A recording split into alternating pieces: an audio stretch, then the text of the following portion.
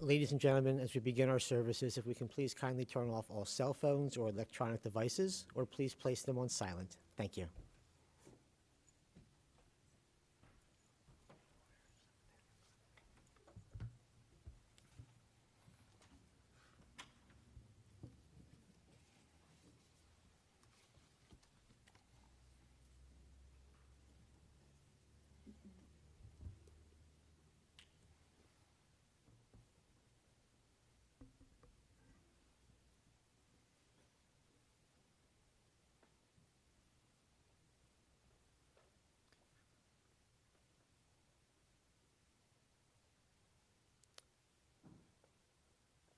We gather here today to remember the life of Lois Asbell, Leah Pessa bat Avraham Virginia.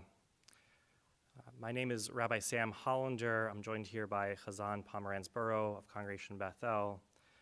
And we join with the family of Lois's daughter, Lori, and to Michael, and joining us on live stream of Sally. We also join with grandchildren of Jamie and Andy, Michael and Kelly, Annie and Todd, and Grammy Lois to her 7 great-grandchildren, to Aiden, June, Jake, Samantha, Adam, Abby, and Jesse, and to the whole family and friends, and to those also of Aunt Lois, to Sophie and Juliet. Sophie will be speaking in just a little bit. And today we also, as we remember the life of Lois, we recall the memory of Lois's parents, Abe and Virginia Malamet, of blessed memory, Lois's brother, Stephen, of blessed memory, and of course, her beloved husband, Joseph Asbell, of blessed memory. When we don't know the words to say, we turn to our tradition, and we begin the service by the recitation of Psalms, linking Lois's life to our tradition.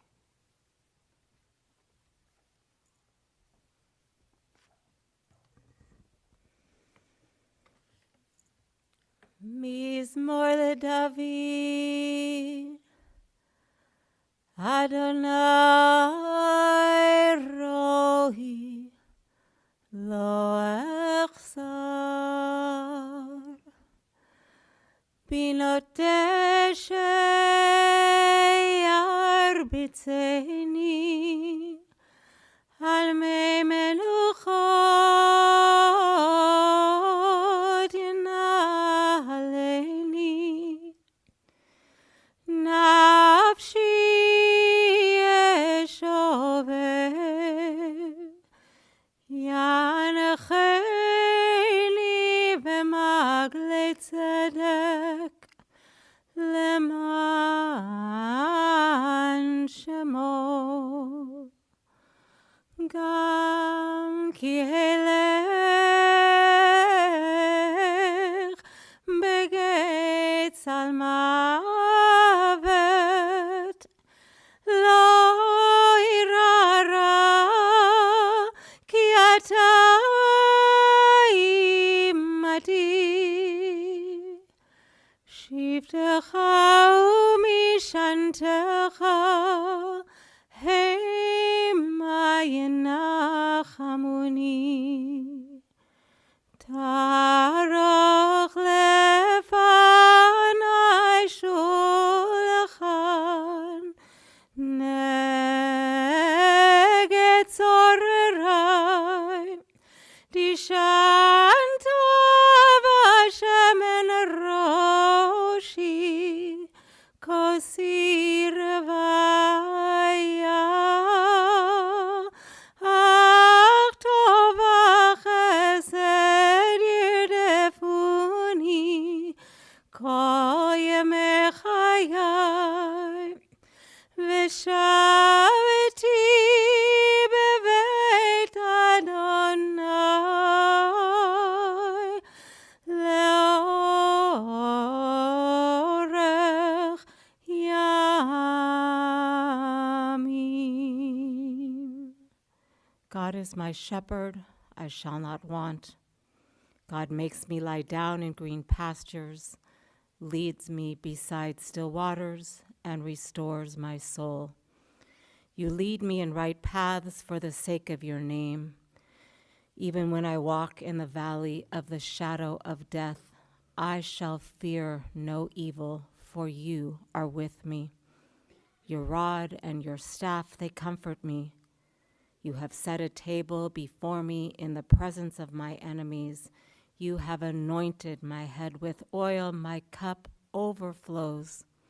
Surely goodness and mercy shall follow me all the days of my life, and I shall dwell in the house of God forever.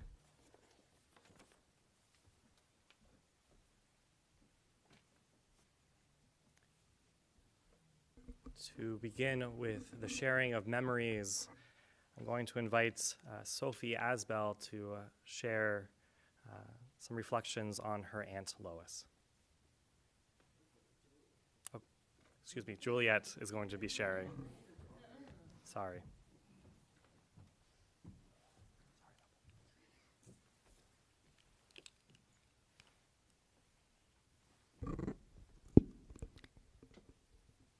Today, we come together to honor not only the memory of our beloved Aunt Lois, but also to celebrate a remarkable life that has deeply touched each of us in different ways. It's often said that people will forget the details of what you do, but they will always remember the way you made them feel. This saying resonates deeply with me as I reflect on the extraordinary impact Aunt Lois had on my life. Aunt Lois was not just an aunt to my sister Sophie and I. She embraced a role that transcended the conventional boundaries of family. She was our favorite person to catch up with on winter and summer breaks home, our go-to elementary school special friends guest on Special Friends Day, and in many ways, she was our grandmother. Early on, she saw a gap in Sophie and I's experience and wanted so badly to fill it, and that she definitely did. Her impact on us was not defined by traditional labels, but by the warmth and love she exuded, and most importantly, by the way she made Sophie and I feel. Her unwavering presence at every major event, birthday, holiday dinner, and especially Grandparents' Day, made us feel seen and supported. Her dedication to be physically present was more than just a show of support. It was a testament to her deep love and commitment to the both of us. She celebrated even our smallest of victories with genuine enthusiasm, making each of our achievements feel monumental. Our recent dinners together were some of our most treasured memories with her. Although my parents were always invited to these gatherings, I think we all secretly liked catching up, just the three of us. Even then, Aunt Lois made us feel special. She always chose to go to a very specific restaurant because she knew it's exactly what we liked. And she was the first person to notice each time I brightened my hair, even when it was unrecognizable to everyone else. Also, she would know my dinner order without fail before I could even tell the waiter myself. Her attention to these very small details made me feel profoundly understood and appreciated. To be loved is to be known, and how lucky I am to love and been loved by someone who knew me so well. I am sure that, like my sister and I, many of you have your own special memories of my Aunt Lois, moments where she made you feel truly seen, valued, and noticed. As we remember her today, I encourage you to think of those times as well. May we find comfort in these shared memories and carry them with us everywhere we go. May her memory be a blessing to us all.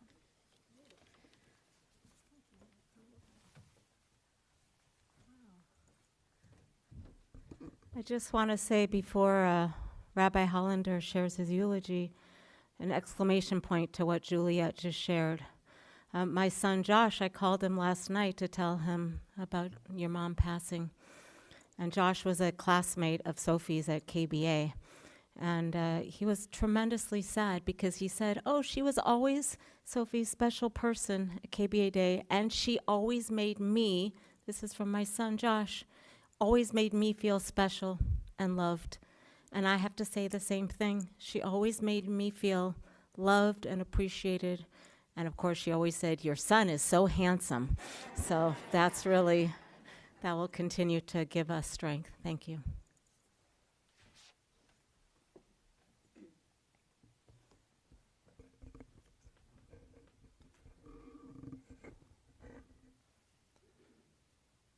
In the words of Ecclesiastes, a season is set for everything, a time for every experience under heaven, a time for dancing and a time for wailing, a time for birthing and a time for dying, a time for speaking and a time for silence, a time for seeking and a time for losing.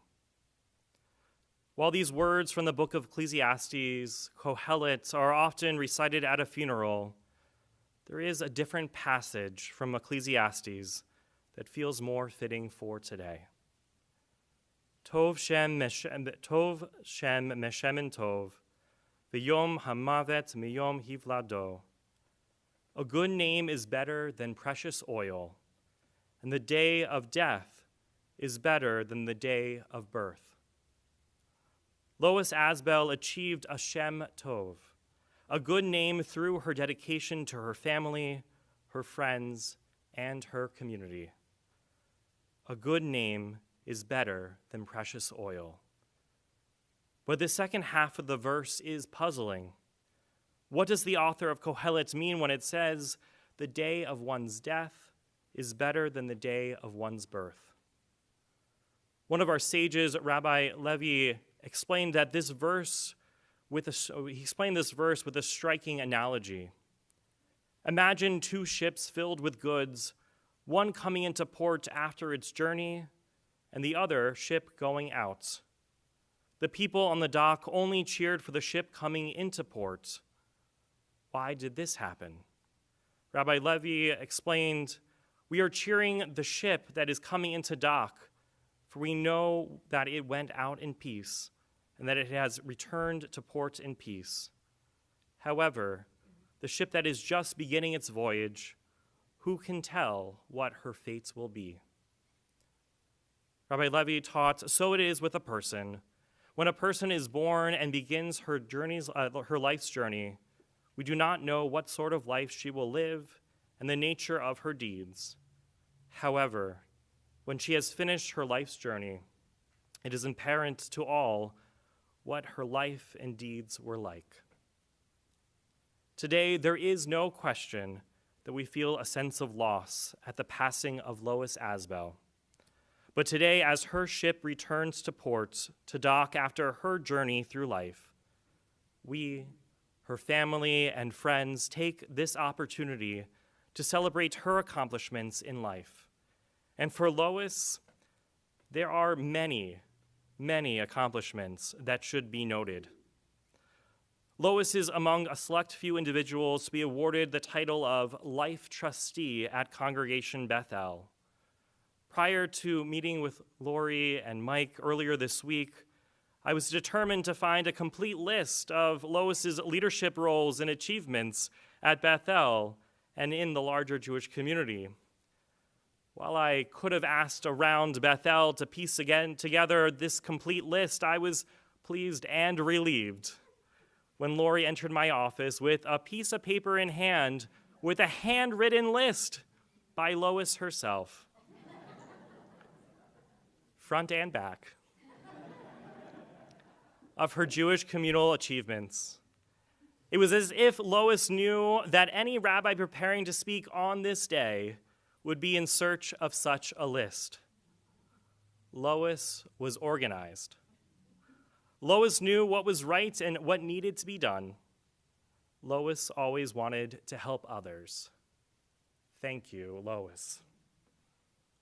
When Lois received the Community Service Award from the Jewish Federation of Southern New Jersey, an award honoring an individual who has provided outstanding service to the Jewish community, in an article published in the Jewish Community Voice, the very publication where she was once the president, Lois said, "I am thrilled and delighted to receive this award."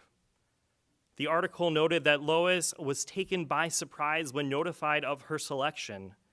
She said that she never volunteered expecting to be honored, but that it is nice to know what one does is appreciated. Tov Shem, Meshem and Tov. A good name is better than precious oil. To Lois, her leadership and dedication to the Jewish community was one of her greatest achievements in life.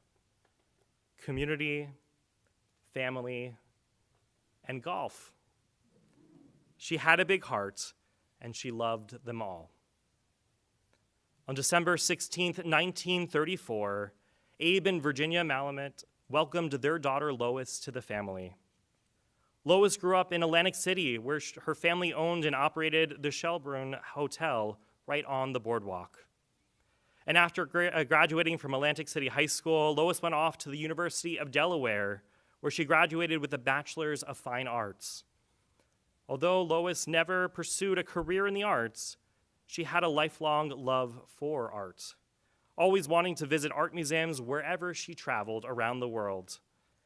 And it would be no surprise from the many leadership roles that she held at the JCC, from president to 25 years as a board member, it caught my attention that Lois chaired the Israeli art shows, a combination of her love of arts and Judaism and Israel. It was around that time in college that Lois met Joseph Asbell, a young attorney whose family were original members of Congregation Bethel. Therefore, it was Rabbi Kelman from Bethel who officiated at their wedding, which took place not at Congregation Bethel, but rather in Lois's hometown of Atlantic City. With a family in the hotel business, their wedding was quite large, around 500 guests. But that's because her family wanted to include their community, to include all of the hotel employees. Clearly, you can see why community involvement was important to Lois. It was a value that was modeled for her. Together, Lois and Joe were blessed with two daughters, Sally and Lori. While Joe kept busy with his work and later with his racehorses, Lois was fortunate that she could dedicate her time to communal leadership and to personal interests.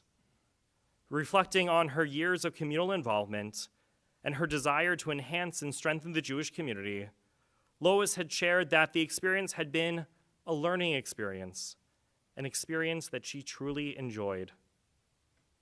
Joe, or as I also learned, Yussel, right, was raised in an observant family and was a Shabbat regular. But Lois grew up Reform and originally wasn't so involved. Yet when Lois began to drop Sally and Lori off for Hebrew school, something happened, and, well, Lois also wanted to learn and to get involved, first learning how to read Hebrew. And from her involvement at Bethel, soon enough, Lois had become involved with the Jewish Federation and the Allied Jewish Appeal. She was president of the Cherry Hill chapter of Deborah Hospital. She was president of the Bethel Sisterhood, and later on the national board member for Women's League for Conservative Judaism, and even on the executive committee of the Women's Golf Association of Philadelphia, the only Woodcrest Country Club member to be so designated. Any one of these positions would be impressive on their own, but Lois had always been a very independent woman. She surpassed the expectations others put on her. For example, Lori, Mike, and Lois were on a cruise, and on the ship there was a long drive golf simulator. Lois decided to enter the competition along with 5 other men. And after Lois hit her ball, quite a distance, I'm told, 2 of the 5 men instantly gave up and walked away. Clearly, she surpassed their expectations, and Lois won second place in the competition. And Lois broke other records, being the first woman elected to the Board of Trustees of Congregation Bethel. Lois paved the way for the involvement of so many others in our congregation, a legacy that will endure for generations to come. I'm not entirely sure how Lois found the time to accomplish so much. For her family, I know you were blessed with wonderful memories together, celebrating Thanksgiving and Passover Seders and other holidays around a table that Lois beautifully set. And of course, lunch dates and birthday celebrations at Capitol Grill will always be a special time Lois enjoyed with so many. From New Jersey to Pompano in Florida, where Lois enjoyed spending the winter months, there are so many memories that Lois shared with loved ones during her almost 90 years on this earth. It is this week that we begin reading the final book of the Torah, Sefer Devarim, the book of Deuteronomy, in which Moses recounts his life's work of leading the Israelites from slavery in Egypt through the wilderness to the land of Israel. Deuteronomy is Moses' extended goodbye speech to his people, to the Israelites. It's fitting that on this week where Moses, the great leader of the Jewish people, begins to say goodbye, that we too say goodbye to a dedicated leader, to a loving mother, aunt, Grammy, and friend. When Moses passes away at the age of 120 years old, the Torah says that Moses' eyes were undimmed and his vigor unabated. In some ways, this was Lois, who lived independently until the very end, who was full of life until just recently. A colleague had shared with me that Lois was the kind of person who you think would live forever. Although Lois is no longer physically here with us, her memory will endure forever. We will miss her friendship, companionship, and generosity.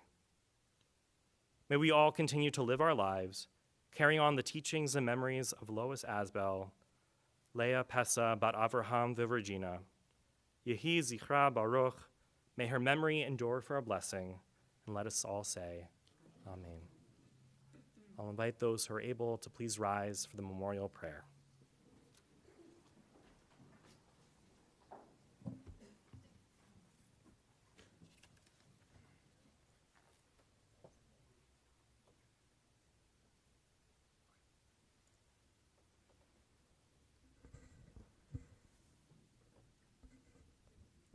El male rachamim, shochen b'meromim, hametzeh menucha nechona tachat kanafei hashechina, b'malot kedoshim u'tehorim, כזוהר הרקיע מזהירים את נשמת לאה פסה בת אברהם ורג'ינה שהלכה לעולמה בגן עדן תמנוחתה על בר הרחמים, תסתירך בסתר כנפיך לעולמים. ותצרור בצרור החיים את נשמתה. אדוני הוא נחלתה. ותנוח בשלום המשכבה, ונאמר אמן. El Malei Rachamim, exalted, compassionate God, grant infinite rest in your sheltering presence among the holy and pure to the soul of Leah Pessa bat Avraham v'Virginia, who has gone to her eternal home. Merciful One, we ask that our loved one find perfect peace in your eternal embrace. May her soul be bound up in the bound of life. May she rest in peace, and let us all say, Amen. You may be seated.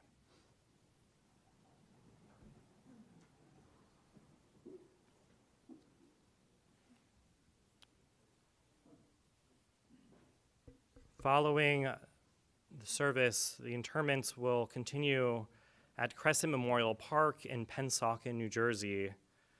Shiva will be held at the late residence at 500 West Drive in Westmont, New Jersey, following the interment with a Shiva minyan tonight at 7 p.m. And the family will be receiving a Shiva calls from 1 to 4 p.m. at the late residence, again tomorrow, Friday, August 9th. On behalf of all of those that Lois touched her life. I know that she had such a connection with so many Jewish professionals in the Jewish Southern New Jersey. Thank you to Rabbi Aaron Krupnick of Bethel, also who's here. And I know so many other rabbis who have served at Bethel and others who learned so much from Lois. And I know that all of us have her in mind as well today.